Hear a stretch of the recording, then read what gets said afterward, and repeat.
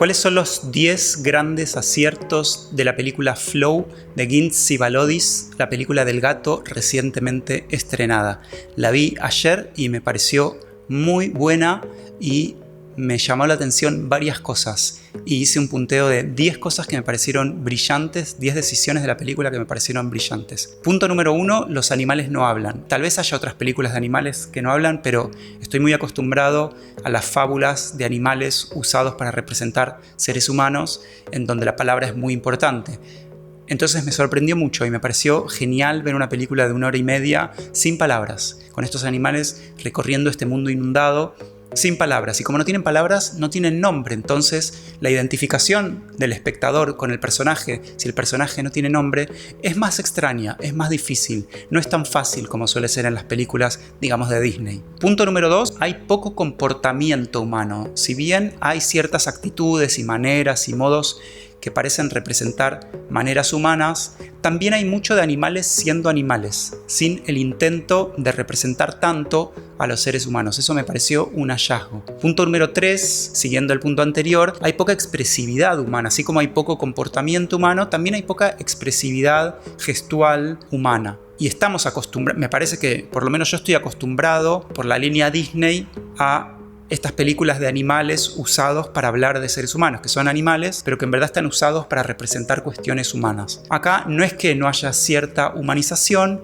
pero hay mucho menos, como si la película realmente se preguntara qué pasaría en esta situación con estos animales siendo animales y no un símbolo de los humanos. Lo cual nos lleva al punto número 4, que es que no hay seres humanos, y no solo no hay seres humanos, sino que no se explica qué pasó con las personas. ¿A dónde se fueron? ¿Quién se las llevó? No se explica qué pasó con los seres humanos. Y hasta es interesante, curioso, que la mayor parte de los rastros humanos que hay, sobre todo en la primera parte de la película, están en referencia al mundo de los animales, porque el gato vivía o vive en una casa de un dibujante, un escultor o algo así, suponemos, que diseñaba estas esculturas y este gran monumento a los gatos. Entonces, no solo no hay humanos, sino que lo poco que vemos de los rastros de lo humano se refieren de nuevo a los animales, como si todo nos apuntara a la otredad del animal más que usar al animal para representar al ser humano. Punto número 5, no hay tanta música. Si bien hay bastante música, pienso que hay bastante menos de la que podría haber en cualquier película de animación. Obviamente que estoy generalizando, permiso para generalizar. Me parece que en la película hay bastantes momentos de silencio, más que de silencio, de no uso de música extra diegética, que es esta música que suena de afuera para generar el movimiento emocional del espectador. En general está usada así la música en el cine, para marcarle al espectador qué sentir. Y acá hay momentos clave donde podría haber música. En cualquier película de Disney habría música y no hay. Entonces esta retirada de la música insistente, de nuevo, hay música pero no tanto, nos deja espacio para percibir a los animales como otros, como otredad, y no tanto como un reflejo de lo humano. Gran inteligencia de la película. Punto número 6, me parece que la película está más articulada en base a la curiosidad que a la supervivencia. Si bien hay un relato de supervivencia, no está del todo claro si ese avanzar en el barco de este grupo de animales hacia esas torres de piedra tiene tanto que ver con el sobrevivir o con qué. Pareciera que sí tiene que ver con el sobrevivir, pero no está tan claro. Y me parece que lo que más guía a estos animales es la curiosidad, y no por nada el protagonista es un gato. El gato es famoso por ser curioso. Y esto se relaciona con el punto número 7, que es que como no hay palabras, la misión es intuitiva. No puede ser racionalizada, no puede ser articulada en palabras, por lo tanto podemos hasta decir que la misión no existe. No hay misión. Hay algo que les mueve en esta embarcación hacia esas torres altas. Podemos suponer que como las torres son lo más alto, es lo menos probable que quede bajo el agua. Sí, podemos suponer eso.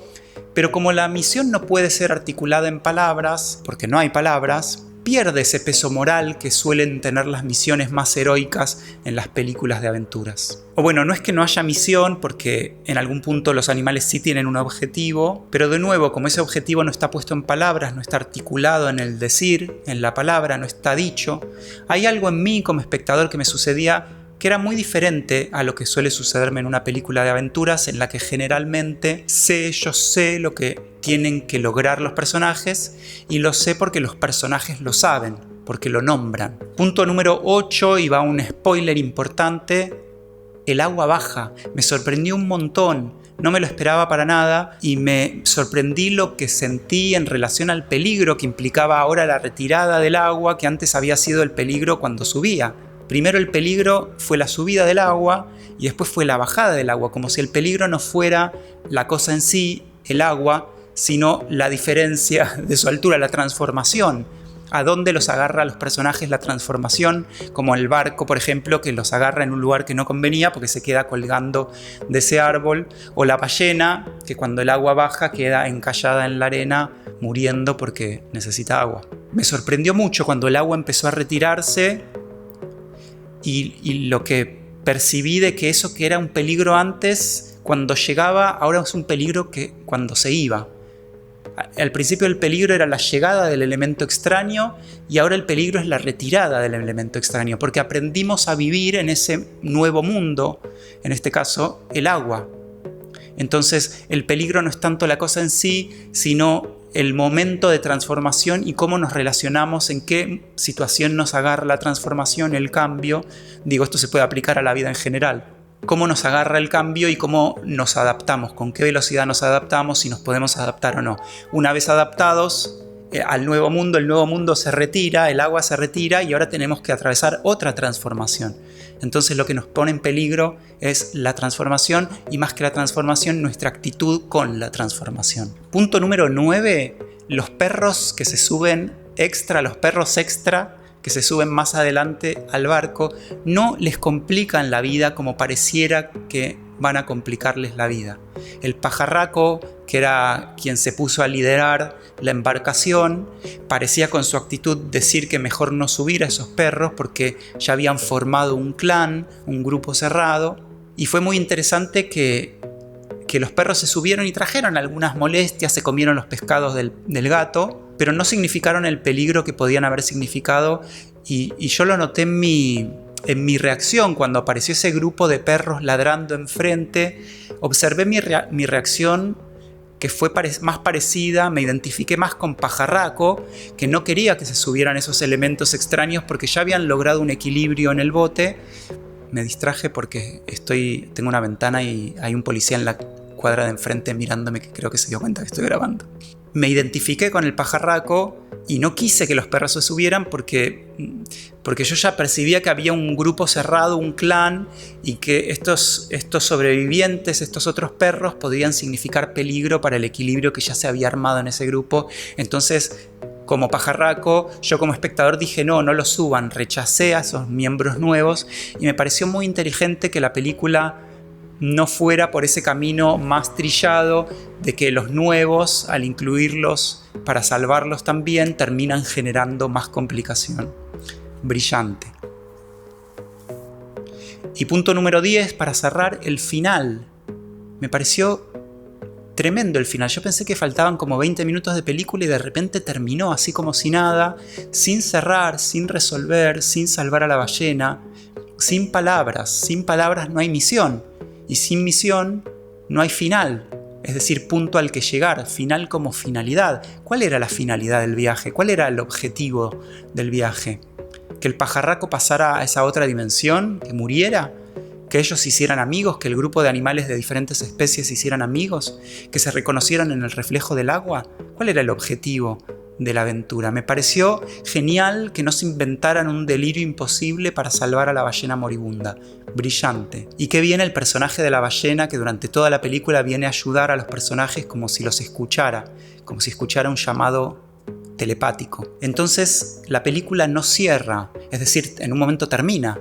Los personajes se ven en ese reflejo del agua y créditos, pero la aventura no cierra con una conclusión, porque el tema de la película no está cerrado. Y esto es algo que me parece brillante. Todavía no leí críticas, tenía ganas de grabar el video antes de leer críticas a la película, porque en general las críticas hacen algo que no sé si es que esté mal, pero tienden a agarrar las películas y a decir, bueno, esta película trata sobre tal cosa, y generan una lectura específica y fijan a la experiencia estética en un tema. Y está bien, es parte, pero me daba ganas de grabar esto antes de leer nada, porque a mí me dejó la película con una sensación de que no sé bien cuál es el tema de la película. Hay ciertas temáticas dando vueltas que se van entrelazando, hay ciertas simbologías que se van tejiendo, pero la película no las anuda en un sentido de que te da un paquete resuelto para que como espectador te vayas de la experiencia estética con un mensaje o con una conclusión o con una respuesta. La película trabaja con una simbología suelta, relajada. No está tan marcado, no está tan indicado qué es lo que tenemos que leer y qué es lo que tenemos que entender. Hay, por ejemplo, una referencia al mito de Noé y su arca de animales. Está el tema de la amistad entre los diferentes, los parias de sus respectivas tribus que son desclasados. Los temas están tocados, pero no indicados. Los otros perros que reaparecen son bienvenidos al barco que se suponía era el barco de los diferentes, y entonces ellos pasan a formar parte de este grupo de exiliados, por lo que el grupo de exiliados o diferentes ya no es tal cosa. Entonces, ¿se trata de eso la película? Lo cierto es que después, los otros perros, que no son el perro protagonista, se van corriendo tras este conejo que aparece, y nuestro perro protagonista no. Él se queda ayudando a bajar al carpincho dormilón del barco colgante. Es decir, nuestro perro le da más valor a salvar a su nuevo amigo que correr tras su presa de siempre. Entonces hay todo el tiempo unas idas y vueltas que generan una cosa ambigua en los temas de la película, que por lo menos a mí, no sé, tal vez no entendí algo y te invito a, si entendiste algo que yo no vi, a dejarlo en los comentarios para conversar, pero a mí me dio la impresión de que la película no estaba forzándome como espectador a entender una cosa, y eso lo agradezco mucho porque soy de naturaleza un espectador inquieto, por eso el canal se llama El Espectador Inquieto, y me molesta en general cuando las películas me fuerzan a que yo entienda una sola cosa y no me permiten componer mi propia película, mi propio poema. Un tema recurrente presente en la película es el de los reflejos. El plano con el que comienza la película es un reflejo del gato en el agua. Unas escenas más adelante el gato vuelve a mirar el agua y esta vez su reflejo es distorsionado por una vibración, la vibración de lo que se viene. Después el espejo del lemur, un elemento que llama la atención en este mundo de animales. Tal vez una referencia al mito de Narciso, este joven embelesado por su propia imagen, mirándose en el agua del río y finalmente cayendo y ahogándose en su idea de sí mismo, es decir, no conectando con la otredad de la vida. Hay un momento avanzada la película en que el lemur está con el espejo y sus amigos lemures y pasa gato y lo mira como invitándolo a ir con él, pero lemur está con el espejo y los suyos y tiene que decidir. Ese momento está claramente construido como un dilema. El lemur se enfrenta al dilema. La opción de quedarse con los suyos, con lo conocido, con los iguales, yo con mi reflejo y mi tribu de iguales, o la opción de dejarse llevar por la diferencia, por la otredad, la curiosidad del gato que le lleva hacia lo otro. El lemur decide irse con el gato, seguir esa curiosidad por lo otro, y la película en ese momento no es ambigua, decide narrar de forma precisa cómo el personaje elige salirse de esa obsesión con lo conocido y arriesgarse a la otredad representada por la curiosidad del gato.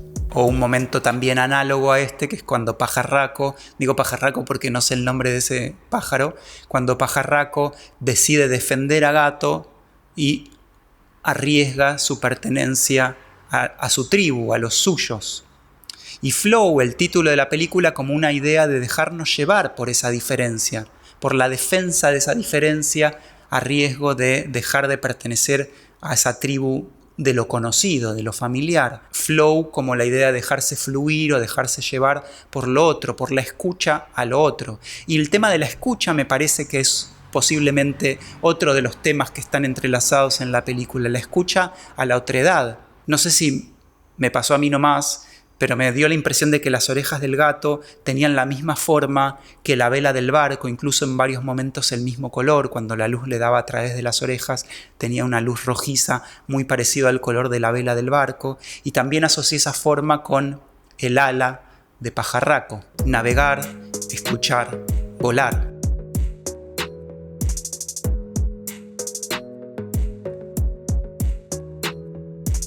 Pienso que la película hace algo tremendo, que es terminar en un momento inesperado, sin concluir, sin resolver, sin terminar la aventura, y ellos se miran en ese reflejo y son varios, y hay un gesto medio ambiguo, casi difícil de leer, de Gato que se inclina hacia el que tiene al lado, que hasta ese momento creo que el gato en ningún momento se refriega con los otros, que eso es curioso porque los gatos se están refregando todo el tiempo, pero si bien empiezan a colaborar, los animales tienen cierto cuidado del otro, porque los otros son otras especies, entonces no se entregan, y gato no se entrega con tanta facilidad, no se termina de relajar con los otros. Y en ese último momento hay un pequeño gesto que se inclina hacia un costado como para frotarse con el que tiene, creo que es a su izquierda, pero no termina de estar tan marcado el gesto, queda medio ambiguo, y ahí la película termina, y eso me pareció brillante. Es el gato quien encuentra a la ballena moribunda.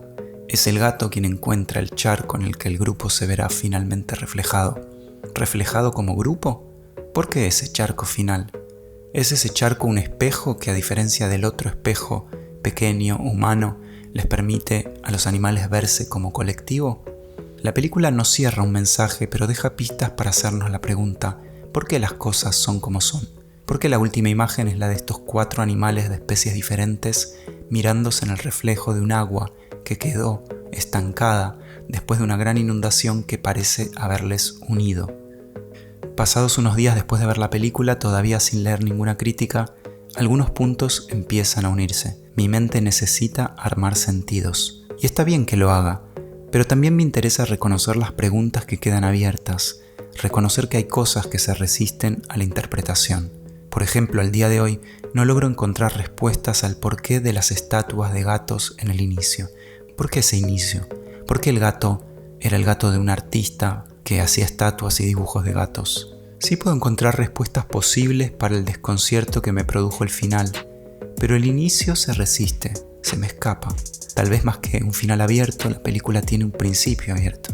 ¿Por qué Flow empieza así?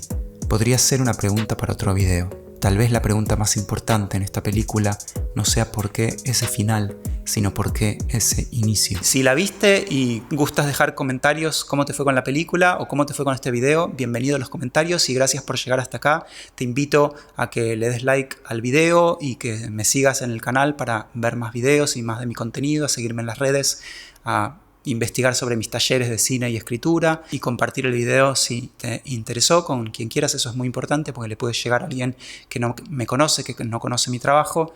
Nos vemos en el próximo video. Gracias.